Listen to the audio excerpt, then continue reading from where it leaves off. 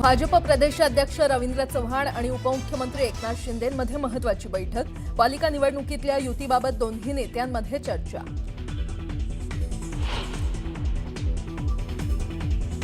कोण होतास तू, काय झालंस तू, भ्रष्टाचारांना स्वतःच्या पांघरुणात घेतलंस तू, मला मुख्यमंत्र्यांची दया येते म्हणत उद्धव ठाकरेंचा हल्लाबोल. तर मुख्यमंत्री पदासाठी स्वतःच पायपुसणं करून घेतलं शिंदेंचाही पलटवार.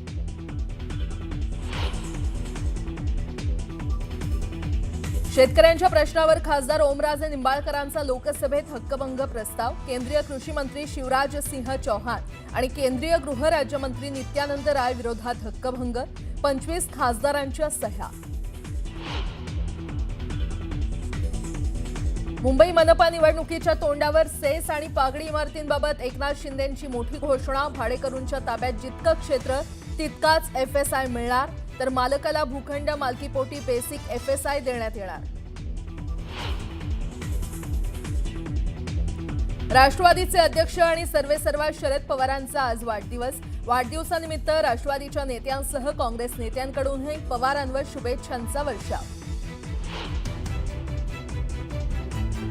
30 जानेवारीपासून राळेगण सिद्धीत अण्णा हजारे पुन्हा आमरण उपोषणाला बसणार.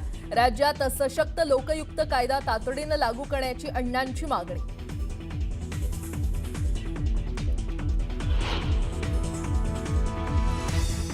शीतल तेजवानीला कोर्टाकडून 4 दिवसांची पोलीस कोठडी. पुण्यातील मुंढवा जमीन गैरव्यवहार प्रकरणी पोलीस कोठडी.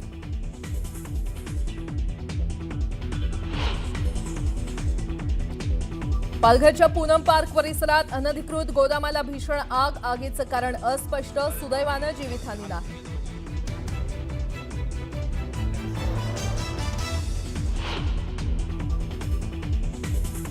आणि दुसऱ्या T20 सामन्यात भारताचा आफ्रिकेनं केला 51 धावांनी पराभव. मालिका 1-1 अशी बरोबरी.